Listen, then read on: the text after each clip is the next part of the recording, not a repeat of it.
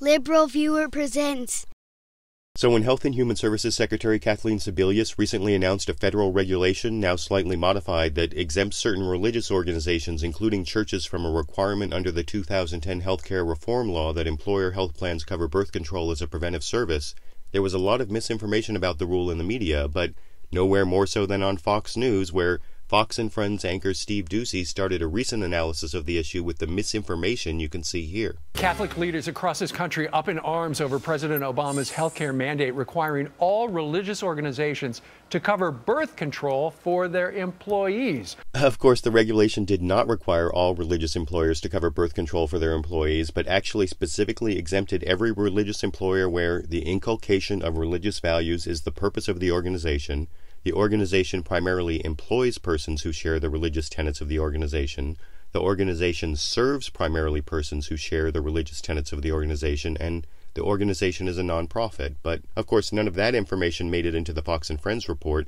even though Steve Doocy brought on Fox News legal analyst Peter Johnson Jr., who, instead of correcting the misinformation from Doocy, actually exacerbated it in this clip. The White House has said, well, we'll work out the balance. Well, there is no balance, and I believe it's a stark constitutional violation, and it's going to be played out in the court. But what that Fox News legal analyst failed to mention is that this issue has already played out in the courts multiple times because 28 states already require employer health plans to cover birth control, with some using a religious exemption with the exact same wording as was in the federal regulation, including my state, California, where Catholic Charities already challenged the exact same wording in the 2004 case of Catholic Charities of Sacramento versus Superior Court,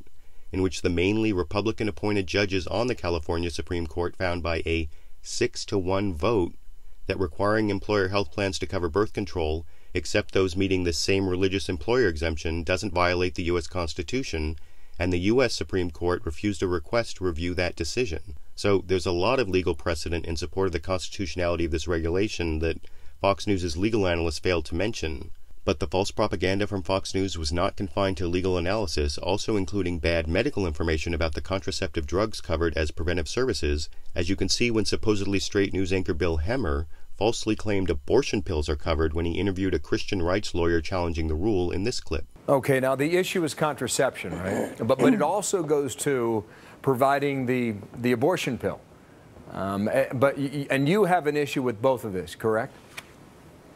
Well, yes. Actually, the mandate imposes on all employer health plans the requirement of paying for and providing not only contraception and sterilization, but some drugs that many believe are abortion-causing drugs. Plan B, the morning after pill, as well as Ella, which is known as the week after pill. Now, the problem with the information from both the Fox News anchor and his guest there is that none of the pills mentioned and none of the contraceptives covered actually cause abortions, according to the American College of Obstetricians and Gynecologists, a group representing over 90% of American OBGYNs, including my wife, because all those birth control methods prevent pregnancy in one of the same three ways that ordinary birth control pills do: by preventing ovulation, by preventing normal movement of sperm and egg, and by preventing the implantation of a fertilized egg that begins a pregnancy.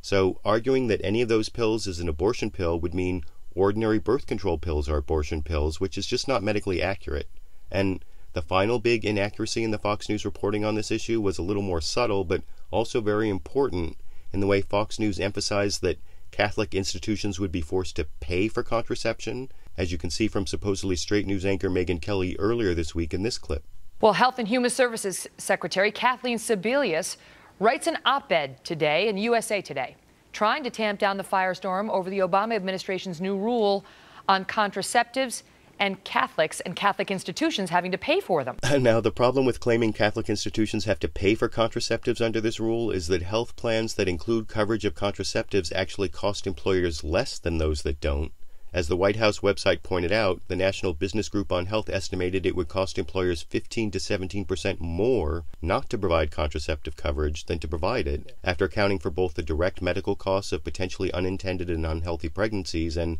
indirect costs such as employee absences and reduced productivity. And if you check out the website of the National Business Group on Health, it's easy to see why, with birth control costing a few $100s a year to prevent the over $7,000 cost of a vaginal birth, the over $12,000 cost of a cesarean section birth, as well as many other expenses, meaning beyond the religious controversy, providing contraceptive coverage to women just makes good business sense and good economic sense for a nation trying to get its healthcare costs under control, which is why I agreed with the Obama administration's original rule that, except in the case of nonprofits with a religious purpose that employ and serve mainly people with the same religious beliefs, decisions about birth control should be left up to employees, not their bosses. But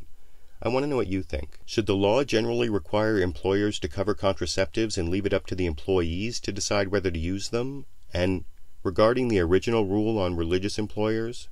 do you think the Obama administration's original exception, leaving out nonprofits with a religious purpose that employ and serve mainly people with the same religious beliefs, was too broad, too narrow, or just right? YouTube, you decide.